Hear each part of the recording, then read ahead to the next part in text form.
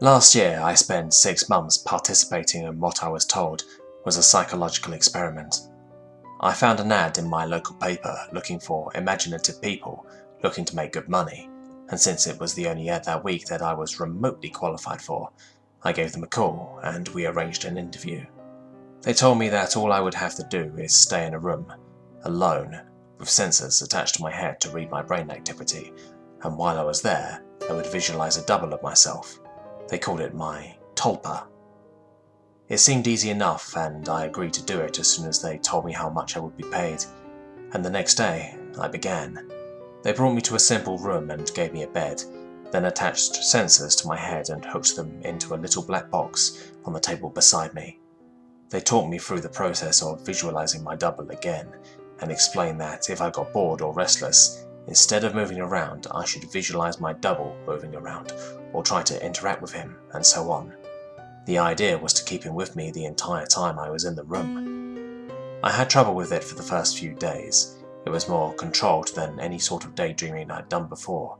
I'd imagine my double for a few minutes, then grow distracted, but by the 4th day, I could manage to keep him present for the entire 6 hours. They told me I was doing very well. The second week, they gave me a different room, with wall-mounted speakers. They told me they wanted to see if I could still keep the Tulpa with me in spite of distracting stimuli. Your music was discordant, ugly, and unsettling, and it made the process a little more difficult, but I managed nonetheless. The next week they played even more unsettling music, punctuated with shrieks, feedback loops, what sounded like an old-school modem dialing up, and guttural voices speaking some foreign language. I just laughed it off. I was a pro by then. After about a month, I started to get bored. To liven things up, I started interacting with my doppelganger. We'd have conversations or play rock, paper, scissors, or I'd imagine him juggling, or breakdancing, or whatever caught my fancy. I asked the researchers if my foolishness would adversely affect their study, but they encouraged me. So we played and communicated, and that was fun for a while. And then it got a little strange. I was telling him about my first date one day and he corrected me. I'd said my date was wearing a yellow top and he told me it was a green one. I thought about it for a second and realized he was right. It creeped me out, and after my shift that day, I talked to the researchers about it. "You're using the thought form to access your subconscious," they explained. "You knew on some level that you were wrong, and you subconsciously corrected yourself." What had been creepy was suddenly cool. I was talking to my subconscious. It took some practice, but I found that I could question my Tulpa and access all sorts of memories. I could make it quote whole pages of books I'd read once, years before, or things I was taught and immediately forgot in high school. It was awesome. That was around the time I started calling up my double outside of the research centre. Not often at first, but I was so used to imagining him by now that it almost seemed odd to not see him. So whenever I was bored, I'd visualise my double. Eventually I started doing it almost all the time. It was amusing to take him along like an invisible friend. I imagined him when I was hanging out with my friends or visiting my mum. I even brought him along on a date once. I didn't need to speak out loud to him, so I was able to carry out conversations with him, and no one was the wiser. I know that sounds strange, but it was fun. Not only was he a walking repository of everything I knew and everything I had forgotten, but he also seemed more in touch with me than I did at times. He had an uncanny grasp of the minutiae of body language that I didn't even realise I was picking up on. For example, I thought the date I brought him along on was going badly, but he pointed out how she was laughing a little too hard at my jokes and leaning towards me as I spoke, and a bunch of other subtle clues I wasn't consciously picking up on. I listened, and let's just say that that day went very well. By the time I'd been at the research centre for 4 months, he was with me constantly. The researchers approached me one day after my shift and asked me if I stopped visualising him. I denied it, and they seemed pleased. I silently asked my double if he knew what prompted that, but he just shrugged it off. So did I. I withdrew a little from the world at that point. I was having trouble relating to people. It seemed to me that they were so confused and unsure of themselves, while I had a manifestation of myself to confer with. It made socializing awkward. Nobody else seemed aware of the reasons behind their actions, why some things made them mad and others made them laugh. They didn't know what motivated them, but I did. Or at least, I could ask myself and get an answer. A friend confronted me one evening. He pounded at the door until I answered it, and came in fuming and swearing up a storm. "You haven't answered when I called you in fucking weeks, you dick," he yelled. "What's your fucking problem?" I was about to apologise to him and probably would have offered to hit the bars with him that night, but my Tulpa grew suddenly furious. "Hit him," it said, and before I knew what I was doing, I had. I heard his nose break. He fell to the floor and came up swinging. We beat each other up and down my apartment. I was more furious then than I had ever been, and I was not merciful. I knocked him to the ground and gave him 2 savage kicks to the ribs, and that was when he fled, hunched over and sobbing. The police were by a few minutes later, but I told them that he had been the instigator, and since he wasn't around to refute me, they let me off with a warning. My Tulpa was grinning the entire time. We spent the night crowing about my victory and sneering over how badly I'd beaten my friend. It wasn't until the next morning, when I was checking out my black eye and cut lip in the morning, that I remembered what had set me off. My double was the one who'd grown furious, not me. I'd been feeling guilty and a little ashamed, but he'd goaded me into a vicious fight with a concerned friend. He was present, of course, and knew my thoughts. "You don't need him anymore. You don't need anyone else," he told me, and I felt my skin crawl. I explained all this to the researchers who employed me, but they just laughed it off. "You can't be scared of something that you're imagining," one told me. My double stood beside him and nodded his head, then smirked at me.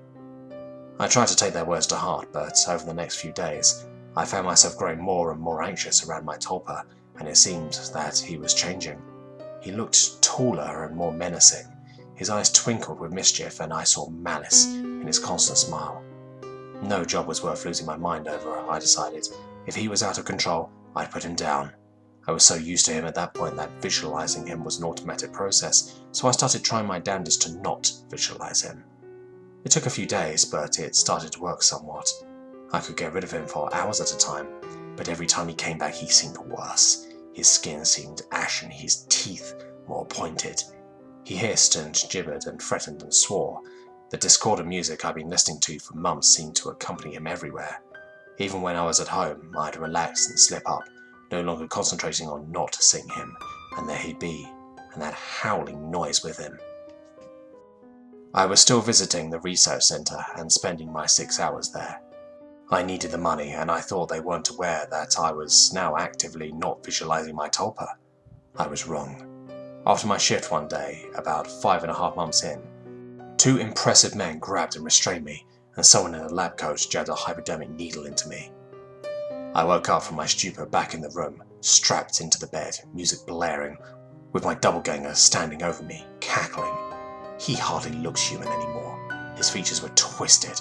His eyes were sunken in their sockets and filmed over like a corpse's. He was much taller than me, but hunched over. His hands were twisted, and the fingernails were like talons. He was, in short, fucking terrifying.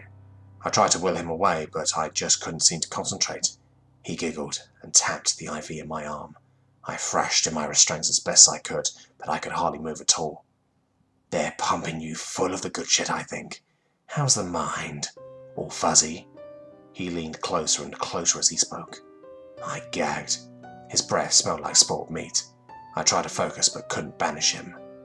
The next few weeks were terrible. Every so often, someone in the doctor's coat would come in and inject me with something, or force-feed me a pill. They kept me dizzy and unfocused, and sometimes left me hallucinating or delusional. My thought form was still present, constantly mocking. He interacted with, or perhaps caused, my delusions. I hallucinated that my mother was there, scolding me, and then he cut her throat and her blood showered me. It was so real that I could taste it. The doctors never spoke to me.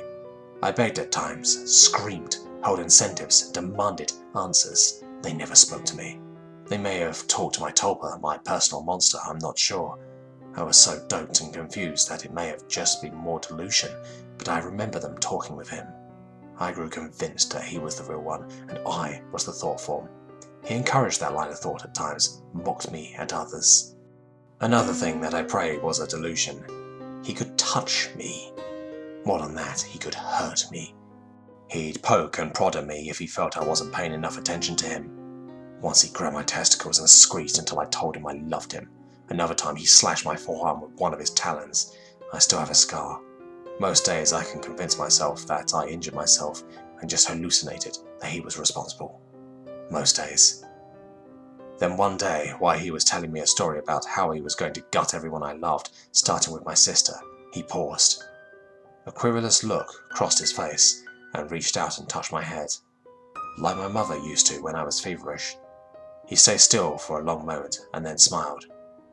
"All thoughts are creative," he told me. Then he walked out the door.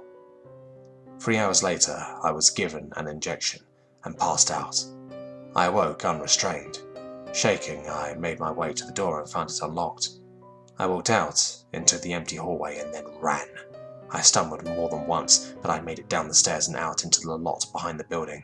There I collapsed, weeping like a child. I knew I had to keep moving, but I couldn't manage it. I got home, eventually. I don't remember how. Unlocked the door and shoved a dresser against it, took a long shower, and slept for a day and a half. Nobody came for me in the night, and nobody came the next day, or the one after that. It was over. I spent a week locked in that room, but it felt like a century. I'd withdrawn so much from my life beforehand that nobody had even known that I was missing. The police didn't find anything. The research center was empty when they searched it. The paper trail fell apart. The names I'd given them were aliases. Even the money I'd received was apparently untraceable. I recovered as much as one can. I don't leave the house much, and I have panic attacks when I do. I cry a lot, I don't sleep much, and my nightmares are terrible. It's over, I tell myself. I survived. I use the concentration those bastards taught me to convince myself. It works. Sometimes. Not today, though. 3 days ago, I got a phone call from my mother. There's been a tragedy. My sister's the latest victim in a spree of killings, the police say. The perpetrator mugs his victims, then guts them. The funeral was this afternoon. It was as lovely a service as a funeral can be, I suppose. I was a little distracted, though. All I could hear was music, coming from somewhere distant. Discordant, unsettling stuff that sounds like feedback and shrieking and a modem dialing up. I hear it still, a little louder now.